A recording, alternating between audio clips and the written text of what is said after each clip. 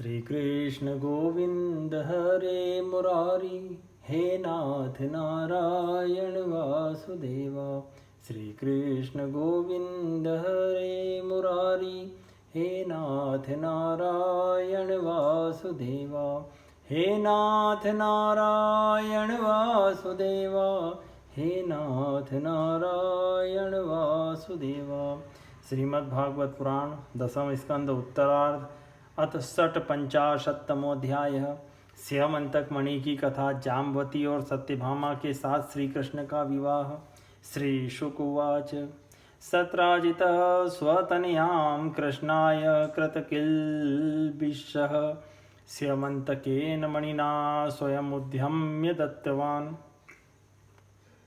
श्री सुखदेव जी कहते हैं, परीक्षित, सत्राजित ने श्री कृष्ण को झूठा कलंक लगाया था। फिर उस अपराध का मार्जन करने के लिए उसने स्वयं स्यमंतक मणि सहित अपनी कन्या सत्यभामा भगवान श्री कृष्ण को सौंप दी। राजोवाच। सत्राजित किं करोद ब्रह्मण कृष्णस्य किल्बिषं, स्यमंतकः कुतस्तस्य कस्माद् दत्ता सुता हरे। राजा परीक्षित ने पूछा, भगवान, सत्राजित ने भगवान श्री कृष्ण का क्या अपराध किया था? उसे स्यमंतक मणि कहाँ से मिली और उसने अपनी कन्या उन्हें क्यों दी? श्री शुकवाच। आसीत सत्राजितः सूर्यो भक्तस्य परमः सखा, प्रीतस्तस्मै मणिं प्रदात्। सूर्यस्तुष्टः स्यमन्तकं, स तं बिभ्रन मणिं कंठे भ्राजमानो यथा रविः। प्रविष्टो द्वारकां राजस्तेजसा नोपलक्षितः, तं विलोक्य जना दूरात् तेजसा मुष्टदृष्टयः। दिव्यतेर्क्षैर्भगवते शंसुः सूर्यशङ्कितः, नारायण नमस्तेस्तु शङ्खचक्रगदाधरः, दामोदरारविन्दाक्षः। गोविन्द यदुनन्दन एष आयाति सविता त्वां, दीर्द्रक्षुर्जगत्पते। मृष्णन् गभस्तिर्चक्रेण नृणां चक्षुषी तिग्मगुः, नन्वन्विञ्छन्ति ते मार्गं त्रिलोक्या विबुधर्षयाभा। ज्ञात्वाद्य गूढं यदुषु द्रष्टुं त्वां यात्यजः प्रभु। श्री सुखदेव जी ने कहा, परीक्षित, सत्राजित भगवान सूर्य का बहुत बड़ा भक्त था। वे उसकी भक्ति से प्रसन्न होकर उसके बहुत बड़े मित्र बन गए थे। सूर्य भगवान ने ही प्रसन्न होकर बड़े प्रेम से उसे स्यमंतक मणि दी थी। सत्राजित उस मणि को गले में धारण कर ऐसा चमकने लगा मानो वह स्वयं सूर्य ही हो। परीक्षित, जब सत्राजित द्वारका में आया तब अत्यंत तेजस्विता के कारण उसे लोग पहचान न सके। दूर से ही उसे देखकर लोगों की आंखें उसके तेज से चौंधिया गई। लोगों ने समझा कि कदाचित स्वयं भगवान सूर्य आ रहे हैं। उन लोगों ने भगवान के पास आकर उन्हें इस बात की सूचना दी। उस समय भगवान श्री कृष्ण चौसर खेल रहे थे। लोगों ने कहा, शंख चक्र गदाधारी नारायण, कमल नयन दामोदर, यदुवंश शिरोमणि गोविंद, आपको नमस्कार है। जगदीश्वर, देखिए, अपनी चमकीली किरणों से लोगों के नेत्रों को चौंधियाते हुए प्रचंड रश्मि भगवान सूर्य आपका दर्शन करने आ रहे हैं। प्रभो, सभी श्रेष्ठ देवता त्रिलोकी में आपकी प्राप्ति का मार्ग ढूंढते रहते हैं, किंतु उसे पाते नहीं। आज आपको यदुवंश में छिपा हुआ जानकर स्वयं सूर्य नारायण आपका दर्शन करने आ रहे हैं। श्री शुकवाच। निशम्य बालवचनं प्रहस्याम्बुजलोचनः, प्राहनासो रविर्देव सत्राजिन्मणिना ज्वलन्। सत्राजित स्वगृहं श्रीमत कृतकौतुकमङ्गलं, प्रविश्य देव सदने मणिं विप्रेण्य वेशयत्। दिने दिने स्वर्णभारा नष्टो स सृजति प्रभो, दुर्भिक्षर्मार्यरिष्टानि सर्पाधिव्याधयो शुभा। न सन्ति मायिनस्तत्र यत्रास्तेऽभ्यर्चितो मणि, स याचितो मणिं क्वापि यदुराजाय शौरिणा। नैवार्थकामुकः प्रादाद् याञ्छाभङ्गमतर्कयन्, तमेकदा मणिं कंठे प्रतिमुच्य महाप्रभं। प्रसेनो हयमारुह्य मृगयां व्यचरद्वने, प्रसेनं सहयं हत्वा मणिमाच्छिद्य केसरी। गिरिं विषञ्जाम्बवन्ता नियतो मणिमिच्छता सोऽपि चक्रे कुमारस्य मणिं क्रीडनकम्बिले अपश्यन् भ्रातरं भ्राता सत्राजितपर्यतप्यत प्रायः कृष्णेन निहतो मणिग्रीवो वनं गतः भ्राता ममेति तच्छ्रुत्वा कर्णे कर्णे जपंजना। श्री सुखदेव जी कहते हैं, परीक्षित, अनजान पुरुषों की यह बात सुनकर कमलनयन भगवान श्री कृष्ण हंसने लगे। उन्होंने कहा, अरे ये सूर्यदेव नहीं है, ये तो सत्राजित है जो मणि के कारण इतना चमक रहा है। इसके बाद सत्राजित अपने समृद्ध घर में चला आया। घर पर उसके शुभागमन के उपलक्ष्य में मंगल उत्सव मनाया जा रहा था। उसने ब्राह्मणों के द्वारा स्यमंतक मणि को एक देव मंदिर में स्थापित करा दिया। परीक्षित, वह मणि प्रतिदिन 8 भार सोना दिया करती थी। भार मतलब भार का परिमाण इस प्रकार है, चतुर्भिर्व्रीहिर्भिर्गुंजम गुंजान पंच पणान अष्टोधरणमष्टो च कर्षम ताश्चतुरः फलम तुलाम फलशतं वा प्राहुर्भारम स्यादिशतिस्तुलः। अर्थात 4 व्रीहि धान, 4 धान की 1 गुंजा, 5 गुंजा का 1 पण, 8 पण का 1 धरण, 8 धरण का 1 कर्ष, 4 कर्ष का 1 पल, 100 पल की 1 तुला और 20 तुला का 1 भार कहलाता है। ये भार की परिभाषा है जिससे सोना नापा जाता था। अब यहाँ और जहाँ वह पूजित होकर रहती थी, वहाँ दुर्भिक्ष, महामारी, ग्रह पीड़ा, सर्प भय, मानसिक और शारीरिक व्यथा तथा मायावियों का उपद्रव आदि कोई भी अशुभ नहीं होता था। एक बार भगवान श्री कृष्ण ने प्रसंगवश कहा, सत्राजित, तुम अपनी मणि राजा उग्रसेन को दे दो। परंतु वह इतना धन अर्थ लोभी था कि भगवान की आज्ञा का उल्लंघन होगा इसका कुछ भी विचार न करके उसने उसे अस्वीकार कर दिया। एक दिन सत्राजित के भाई प्रसेन ने उस परम प्रकाशमय मणि को अपने गले में धारण कर लिया और फिर वह घोड़े पर सवार होकर शिकार खेलने वन में चला गया। वहाँ एक सिंह ने घोड़े सहित प्रसेन को मार डाला और उस मणि को छीन लिया। वह अभी पर्वत की गुफा में प्रवेश ही कर रहा था कि मणि के लिए ऋक्षराज जाम्बवान ने उसे मार डाला। उन्होंने वह मणि अपनी गुफा में ले जाकर बच्चे को खेलने के लिए दे दी। अपने भाई प्रसेन के न लौटने से उसके भाई सत्राजित को बड़ा दुख हुआ। वह कहने लगा, बहुत संभव है श्री कृष्ण ने ही मेरे भाई को मार डाला हो, क्योंकि वह मणि गले में डालकर वन में गया था। सत्राजित की यह बात सुनकर लोग आपस में कानाफूसी करने लगे। भगवान तदुपश्रुत्य दुर्यशो लिप्तमात्मनि माष्टु प्रसेन पदवीमन्वपद्यत नागरे हतं प्रसेनमश्वं च वीक्ष्य केसरिणावने तं चाद्रिपृष्ठे निहतमृक्षेण दद्रशूर्जना ऋक्षराज विलम्बन् भीमं मन्धेन तमसावृतम् एको विवेश भगवान् वस्थाप्य बहिः प्रजा तत्र दृष्ट्वा मणिश्रेष्ठं बालक्रीडनकं कृतं हर्तुं कृतमतिस्तस्मिन् वतस्थेभिर्कान्तिके तमपूर्वं नर दृष्ट्वा धात्री चुक्रोशभीतवत् तच्छ्रुत्वाभ्यद्रवत क्रुद्धो जाम्बवान् बलिनां वरः स वै भगवता तेन युयुधे स्वामिनात्मनः पुरुषं प्राकृतं मत्वा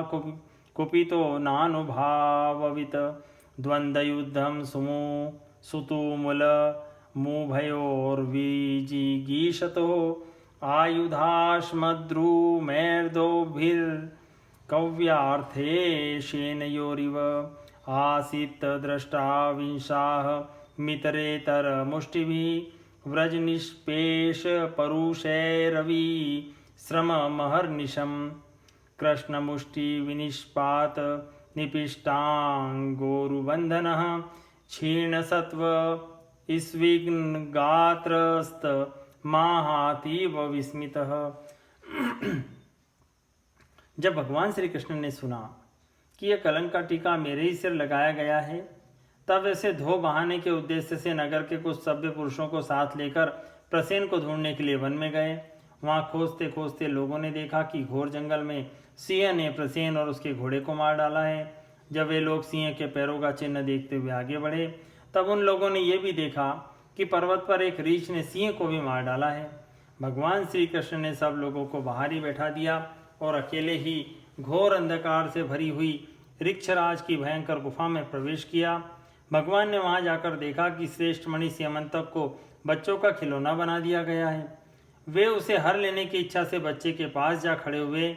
उस गुफा में एक अपरिचित मनुष्य को देखकर बच्चे की धाय भयभीत की भांति चिल्ला उठी। उसकी चिल्लाहट सुनकर परम बली ऋक्षराज जाम्बवान क्रोधित होकर वहां दौड़ आए। परीक्षित, जाम्बवान उस समय कुपित हो रहे थे। उन्हें भगवान की महिमा, उनके प्रभाव का पता न चला। उन्होंने उन्हें एक साधारण मनुष्य समझ लिया और वे अपने स्वामी भगवान श्री कृष्ण से युद्ध करने लगे।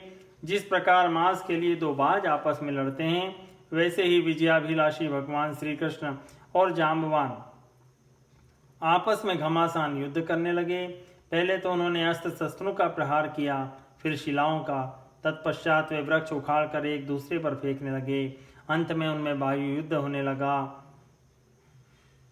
बाहु युद्ध के परीक्षित वज्र प्रहार के समान कठोर घूंसों से आपस में वे 28 दिन तक बिना विश्राम किए रात दिन लड़ते रहे। अंत में भगवान श्री कृष्ण के घूंसों की चोट से जाम्बवान के शरीर की एक एक गांठ टूट फूट गई। उत्साह जाता रहा, शरीर पसीने से लथपथ हो गया। तब उन्होंने अत्यंत विस्मित चकित होकर भगवान श्री कृष्ण से कहा, जाने त्वां सर्वभूतानां प्राणोज सहो बलम विष्णुं पुराण पुरुषं प्रभविष्णुमधीश्वरं त्वं हि विश्वसृजां स्रष्टा सृजानामपि यच्च सत् कालः कलयतामीश परात्मा तथात्मनां यस्येष दुत्कलितरोष कटाक्षमोक्षैर्वर्त्मादिशत क्षुभितन क्रांतिमिङ्गलोब्धि सेतुकृत स्वयश उज्ज्वलिता च लंका रक्षसिरांसि भुवि पेतुरिषु क्षतानि इति विज्ञात विज्ञान मृक्षराजानमच्युत व्याजहार महाराज भगवान देवकी सुत अभीमृष्यारविन्द्राक्ष पाणिना शंकरेण तं कृपया परया भक्तं प्रेम गंभीरया गिरा मणिहेतोरिह प्राप्ता वै मृक्षपते बिलं मिथ्याभिशापं प्रमञ्जन्नात्मनो मणिजानामुना इत्युक्तः स्वाम दुहितरं कन्यां जाम्बवतीं मुदा अर्हणार्थं स मणिना कृष्णायोपजहारः अदृष्ट्वा निर्गमं शौरे प्रविष्टस्य विलंजना प्रतीक्ष्य द्वादशाहानि दुखिता स्वपुरं ययु निशम्य देवकी देवी रुक्मिण्यानकदुन्दुभिः सूरदो ज्ञातयो शोचन बिलात कृष्णमन निर्गतम। प्रभु, मैं जान गया आप ही समस्त प्राणियों के स्वामी, रक्षक, पुराण पुरुष भगवान विष्णु हैं। आप ही सबके प्राण, इंद्रिय बल, मनोबल और शरीर बल हैं। आप विश्व के रचयिता, ब्रह्मा आदि को भी बनाने वाले हैं। बनाए हुए पदार्थों में भी सत्ता रूप से आप ही विराजमान हैं। काल के जितने भी अवयव हैं उसके भिन्न भिन्न प्रतीयमान अंतर आत्माओं के परम आत्मा भी आप ही हैं। प्रभु, मुझे स्मरण है अपने नेत्रों में तनिक सा क्रोध का भाव लेकर तिरछी दृष्टि से आपने समुद्र की ओर देखा था। उस समय समुद्र के अंदर रहने वाले बड़े बड़े नाग, घड़ियाल और मगरमच्छ क्षुब्ध हो गए थे और समुद्र ने आपको मार्ग दे दिया था। तब आपने उस पर सेतु बांधकर सुंदर यश की स्थापना की तथा लंका का विध्वंस किया। आपके बाणों से कट कट कर राक्षसों के सिर पृथ्वी पर लौट रहे थे। अवश्य ही आप मेरे वे ही राम जी श्री कृष्ण के रूप में आए हैं। परीक्षित, ऋक्षराज जाम्बवान ने भगवान को पहचान लिया। तब कमल नयन श्री कृष्ण ने अपने परम कल्याणकारी शीतल कर कमल को उनके शरीर पर फेर दिया और फिर अहेतु की कृपा से भरकर प्रेम गंभीर वाणी से अपने भक्त जाम्बवान जी से कहा, ऋक्षराज, हम मणि के लिए ही तुम्हारी इस गुफा में आए हैं। इस मणि के द्वारा मैं अपने पर लगे झूठे कलंक को मिटाना चाहता हूँ। भगवान के ऐसा कहने पर जाम्बवान ने बड़े आनंद से उनकी पूजा करने के लिए अपनी कन्या कुमारी जाम्बवती को मणि के साथ उनके चरणों में समर्पित कर दिया। भगवान श्री कृष्ण जिन लोगों को गुफा के बाहर छोड़ गए थे, उन्होंने 12 दिन तक उनकी प्रतीक्षा की, परंतु जब उन्होंने देखा कि अब तक वे गुफा से नहीं निकले, तब वे अत्यंत दुखी होकर द्वारका को लौट गए। वहाँ वे जब माता देव की, रुक्मणी, वसुदेव जी और अन्य संबंधियों और कुटुंबियों को यह मालूम हुआ कि श्री कृष्ण गुफा में से नहीं निकले, तब उन्हें बड़ा शोक हुआ। सत्राजितं शपन्तस्ते दुखिता द्वारकौकसः उपतस्थुर्महामायां दुर्गा कृष्णोपलब्धये तेषातुं देव्युपस्थानात् प्रत्यादिष्टाशिषास च प्रादुर्बभूव सिद्धार्थं सदारो हर्षयन् हरिः उपलभ्य ऋषिकेशं व्रतं पुनरीवागतं सह पत्न्या मणिग्रीवं सर्वे जातमहोत्सवा सत्राजितं समाहूय सभायां राजसन्निधौ प्राप्तिं चाख्याय भगवान् मणिं तस्मै न्यवेदयत्। स चातिवीडितो रत्नं गृहीत्वा वाङ्मुखस्ततः अनुतप्यमानो भवन मगमत स्वेन पाप्मना सोऽनुध्यायंस्तदेवागं बलवद्विग्रहाकुल कथं व्रजाम्यात्मरज प्रसीदेदवाच्युतः कथं किं कृत्वा साधु मह्यं स्नान शपेद वा जनो यथा अधीर्घदर्शनं क्षुद्रं मूढं द्रविणलोलुपं दास्ये दुहितरं तस्मै स्त्रीरत्नं रत्नमेव च उपायोऽयं समीचीनस्तस्य शान्तिर्न चान्यथा। एवं व्यवसितो बुद्धया सत्राजित स्वसुतां शुभां मणि च स्वयमुद्धम्य कृष्णायोपजहारः। सभी द्वारकावासी अत्यंत दुखित होकर सत्राजित को भला बुरा कहने लगे और भगवान श्री कृष्ण की प्राप्ति के लिए महामाया दुर्गा देवी की शरण में गए, उनकी उपासना करने लगे। उनकी उपासना से दुर्गा देवी प्रसन्न हुई और उन्होंने आशीर्वाद दिया। उसी समय उनके बीच में मणि और अपनी नववधू जाम्बवती के साथ सफल मनोरथ होकर श्री कृष्ण सबको प्रसन्न करते हुए प्रकट हो गए। सभी द्वारकावासी भगवान श्री कृष्ण को पत्नी के साथ और गले में मणि धारण किए हुए देखकर परमानंद में मग्न हो गए, मानो कोई मरकर लौट आया हो। तदनंतर भगवान ने सत्राजित को राज्यसभा में महाराज उग्रसेन के पास बुलवाया और जिस प्रकार मणि प्राप्त हुई थी वह सब कथा सुनाकर उन्होंने वह मणि सत्राजित को सौंप दी। सत्राजित अत्यंत लज्जित हो गया। मणि तो उसने ले ली, परंतु उसका मुंह नीचे की ओर लटक गया। अपने अपराध पर उसे बड़ा पश्चाताप हो रहा था। किसी प्रकार वह अपने घर पहुंचा। उसके मन की आंखों के सामने निरंतर अपना अपराध नाचता रहता। भगवान के साथ विरोध करने के कारण वह भयभीत भी हो गया था। अब वह यही सोचता रहता कि मैं अपने अपराध का मार्जन कैसे करूं, मुझ पर भगवान श्री कृष्ण कैसे प्रसन्न हों, मैं ऐसा कौन सा काम करूं जिससे मेरा कल्याण हो और लोग मुझे नहीं कोसे। सचमुच मैं अदूरदर्शी क्षुद्र हूँ। धन के लोभ से मैं बड़ी मूर्खता का काम कर बैठा। अब मैं रमणियों के रत्न के समान अपनी कन्या सत्यभामा और वह श्यामंतक मणि दोनों ही श्री कृष्ण को दे दूं। यह उपाय बहुत अच्छा है। इसी से मेरे अपराध का मार्जन हो सकता है और कोई अब उपाय नहीं है। सत्राजित ने अपनी विवेक बुद्धि से ऐसा निश्चय करके स्वयं ही इसके लिए उद्योग किया और अपनी कन्या तथा श्यामंतक मणि दोनों ही ले जाकर श्री कृष्ण को अर्पण कर दी। ताम सत्यभामां भगवान उपये में यथा विधि बहुभिर्याचितां शीलरूपोर्दाय गुणान्वितां भगवानानमणिं प्रतीक्षामो वयं नृप तवास्तां देवभक्तस्य वयं च फलभागिनः। सत्यभामा शील स्वभाव, सुंदरता, उदारता आदि सद्गुणों से संपन्न थी। बहुत से लोग चाहते थे कि सत्यभामा हमें मिले और उन लोगों ने उन्हें मांगा भी था, परंतु भगवान श्री कृष्ण ने विधि पूर्वक उनका पानी ग्रहण किया। परीक्षित, भगवान श्री कृष्ण ने सत्यराजीत से कहा, हम स्यमंतक मणि न लेंगे। आप सूर्य भगवान के भक्त हैं, इसलिए वह आपके ही पास रहे। हम तो केवल उसके फल के अर्थात उससे निकले हुए सोने के अधिकारी हैं, वही आप हमें दे दिया करें। इति श्रीमद्भागवते महापुराणे पारमहंस्यां संहितायां दशम स्कंदे उत्तरार्धे स्यमंतकोपाख्याने षट्पञ्चाशत्तमोऽध्याय सम्पूर्णम्।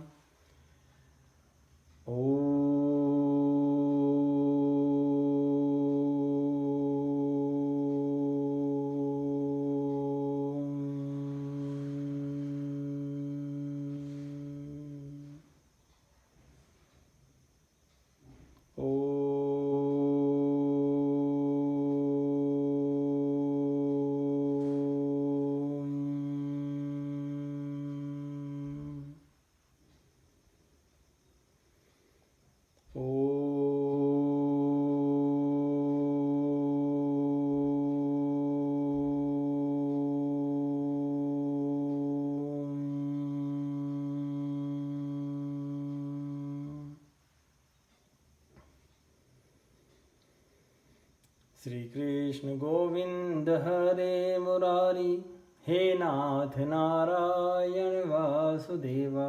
श्री कृष्ण गोविंद हरे मुरारी, हे नाथ नारायण वासुदेवा। हे नाथ नारायण वासुदेवा, हे नाथ नारायण वासुदेवा।